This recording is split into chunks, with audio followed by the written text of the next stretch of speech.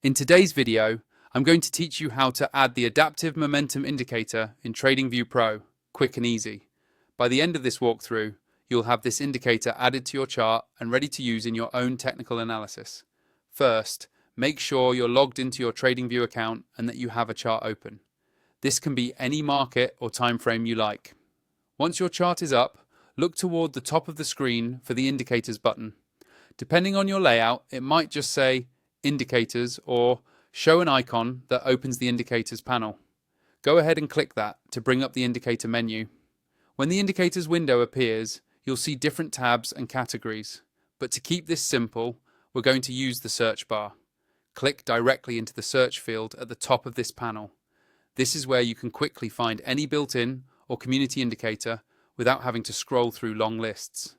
In the search box, type Adaptive Momentum. As you type, TradingView will automatically filter the results below. Look for the Adaptive Momentum indicator in the list that appears. Once you've found it, click on it once.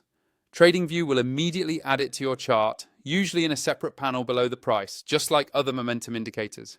Now that the indicator is on your chart, the next important step is to adjust its settings so it fits your style of trading. On the indicator's label, which you'll see on the left side of the Adaptive Momentum pane, there should be a small settings icon. Click on that icon to open the settings window.